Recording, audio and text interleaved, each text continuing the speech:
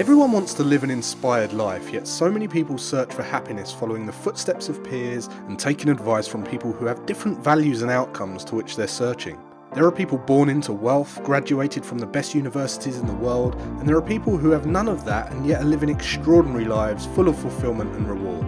The purpose of this podcast is to share insights and strategies that allow you to question the status quo and think freely, so you can design your life and be who you want to be. We get one life. Time is our most valuable asset. I believe that when we're free and able to focus on meaningful work, we become better human beings. This is Always Free, and I'm your host, Jason Graystone.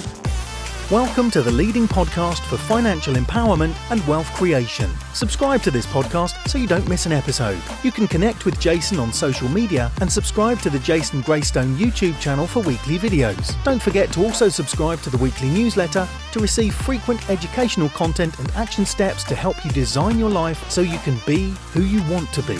For news on all future events and updates, go to jasongraystone.com. Well, welcome back to the podcast, guys. Hope you've all had a nice week. If you're listening to this for the first time, this is the number one podcast for financial empowerment and wealth creation. And if you're listening to this episode, and this is the first episode you've listened to, go back to the beginning and start at episode 1, because I've kind of gone through every episode in order just so that there's a strategy underlying throughout the theme of the podcast, and each episode has been specifically crafted in a specific order for a specific reason to get the best result. So if you're listening to this one, I highly recommend you go back to number 1 and start there. But had a couple of weeks off because we're moving into a new house. And if it sounds a little bit echoey, it's because there's not much furniture in my office.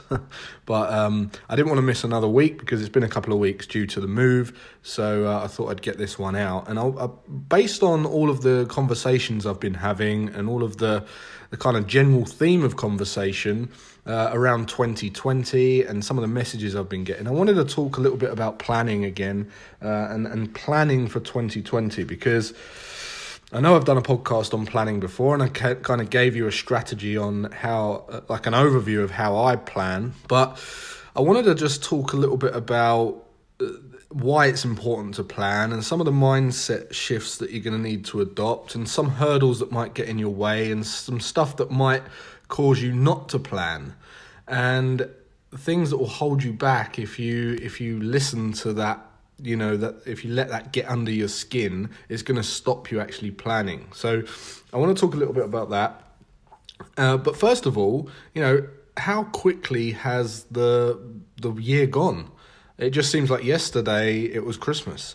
And, you know, the years just seem to fly by, and you think that you're going to do all this stuff in a year. Many people put all these plans or have all these plans, and before they know it, the year's gone, which is exactly why last night we had our second intake of the Tiers of Freedom program. We took in 26 new members, and on the 20th of December, next week, I'm going to be hosting a life planning workshop, very detailed workshop for the members in London, where I'm going to be showcasing a new planning tool that I've been developing over the years, and I'm going to be giving it to them so that they can plan 2020 and make it the best year ever for them.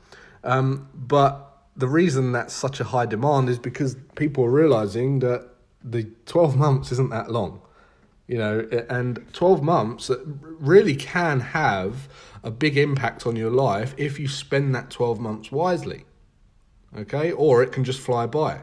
So I wanted to give you some perspective in this podcast, because let's just say that we live till about 80 or 90, okay? Give or take 10 years. So we're born at 0, we live till 80 or 90, and we've got 8 or 9 decades. Now, the first part of your life, obviously, you're just learning to walk and talk and learning new things at school.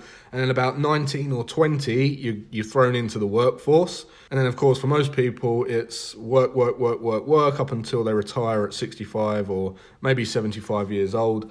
And obviously, that's just an average. You know, some people work a bit longer, some people work less, but it's just an average. And some people live longer lives and some people live shorter lives. But I think on record, the oldest person has lived to 120 years old. But just for the simplicity of this podcast, let's just go on average. Let's just say between 80 and 90. So I'm going to leave out the first 20 years because that's mainly compulsory self-development. That's school and education and, really finding your feet. And I'm also going to leave out the last 5 years because typically that's where people, unfortunately, tragically, have lost the kind of zest for life. So at that age, they feel like that it's basically waiting for death's door. So that kind of gives you around 50 years. So between 50 and 70, that gives you about 50 years. So you've essentially got 50 years to do everything that you want to do in life, discover your purpose, travel the world, write a book, make a difference, see the change that you want in the world. And you might be thinking, well, 50 years, that's not too bad. But I want to kind of give you some perspective on that because first of all, you spend about 8 hours a day sleeping. Okay, so that's 33% of that 50 years right off the bat that you've spent completely unconscious. That's 17 years completely unconscious. You're asleep. Okay, and then there's preparing and eating meals. That takes up to around 2 hours of your day. So that can take another 4.2 years off of your life. And then there's time spent in the bathroom grooming and shaving and showering and brushing your teeth and using the toilet. And that takes another 1.77 years off of that total. So now in total, that's 22 and a half years, already half of the allotted time already gone. And we've only gone as far as performing the most basic bodily functions. So you might be thinking, well, that's not so bad because I've got 27 years left.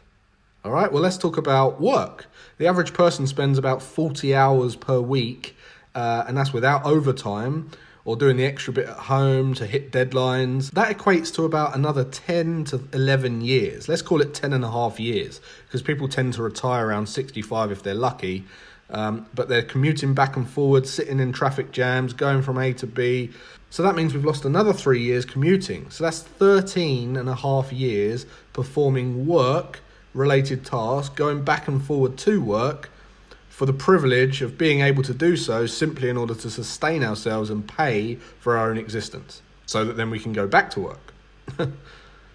So when you add all that up, that leaves about 14 years.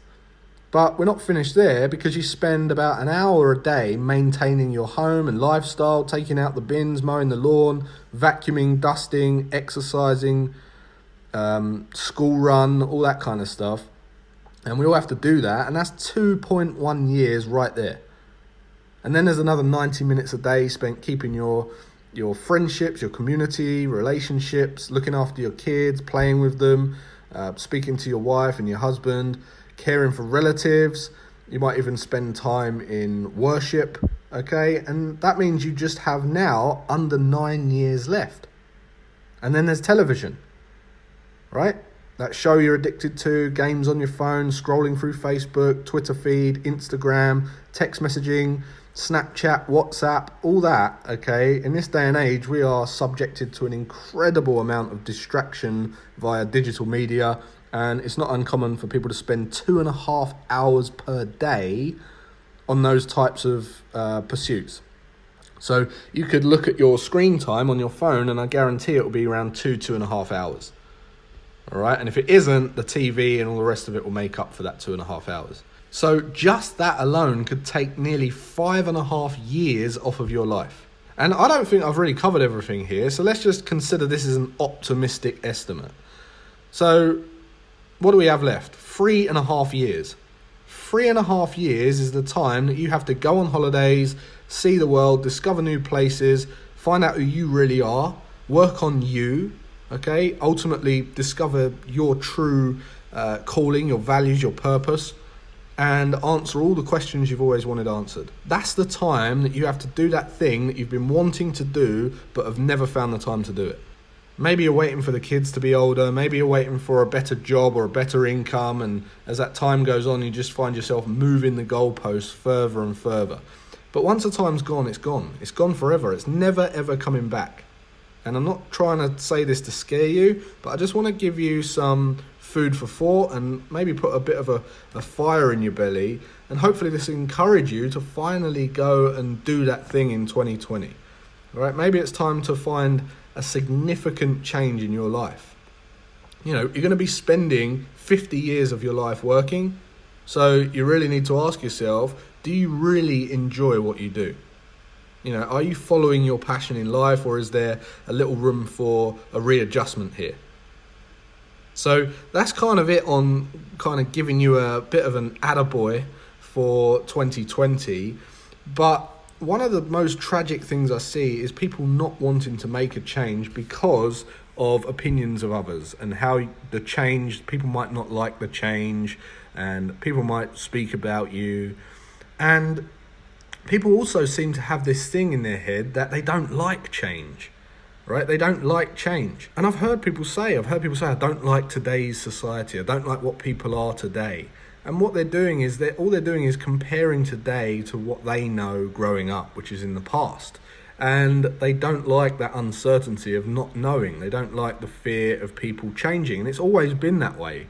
I remember reading about when Elvis came out on the scene, and he was swiveling his hips and he was called the devil and all that. And then later on, all the kids are raving about him and they want to be him, and cutting their hair like him. And it's just this ongoing thing that people adapt to. And what you also have to understand is there's equal benefits and drawbacks to everything. Like literally everything. If you're searching for something to be better, or like this is better than that, or that's better than this, there's always going to be equal benefits and drawbacks to everything. For example, I encourage you to think about a recent thing that you've bought, or something you've acquired, or something you've achieved where you thought that it would be better to have that. And then what I want you to do is think about all of the drawbacks of having that and the changes, the things you don't have now. Okay, like we've just moved into a new house, so you could say, oh, the house is so much better, right? But there's going to be things about this house that the other house had that this one hasn't got, and things that this one has got that the other one hasn't got. And there's always an equal amount of benefits and drawbacks. So the reason I mention this is because people search for planning for things that they feel are going to be better, okay? But you have to embrace the fact that there's going to be challenges along with those plans as well. And the reason I want to tell you this is because it stops people making plans. Because when they make plans, they feel like they're just going for something better. And although their life might be enhanced through the process, there's always going to be challenges and hurdles that you're going to face. And if you're not ready for them, you're not prepared for them, you're going to become discouraged. You're going to feel like giving up. And when people start injecting their opinions onto you, you're going to start feeling doubtful, and you're not going to stick to your plan. But I look at it this way. I think that humans always want certainty, but they also search for uncertainty. Because imagine if you knew what every day of your life was going to look like. So when you woke up in the morning, the next day, what your kids were going to look like, and all the rest of it. I've said this before. Your life would be pretty boring, because it would be like Groundhog Day. The only reason that today has any meaning for us is because tomorrow is uncertain. Because we don't know, because we're excited and we're seeking uncertainty, that's why today has meaning for us. If we knew what tomorrow was going to look like, and the next day and the next day and the next day, we wouldn't have any meaning. We wouldn't have any value. I hope this episode has kind of given you a bit of a fire in the belly to get stuck into 2020 and really made you get some perspective on your life and how valuable time is. But just before we go, another bit of perspective is I want you to go onto Amazon and order the biggest yearly planner that you can find for 2020 and pin it on your wall. There's one that they do that's an A1, and there's one that they do that's an AO size. Get it, have it delivered to your house in the next couple of days, and stick it on your wall just so you can stare 2020 in the face. When you do that, when you can see the whole year laid out like that, you can really get perspective on how much time there is, but also how little time there is. And you can effectively start blocking in those most important plans of yours. Put you in first, be selfish, put your stuff in first, yours, your family's, your purpose, and everything else will fit around that. Everything else will work its way around that, and you'll work it out. So that's really it for this episode, guys. If you're interested in learning more about these philosophies and principles, and you're interested in the Tears of Freedom program, you can go over and apply for that on bit.ly/Jason bit.ly/Tears of Freedom survey. And you can also join the Facebook group, which is tearsofreedom.com/mastermind. And until next time, have a great rest of your day and weekend, and I'll see you then.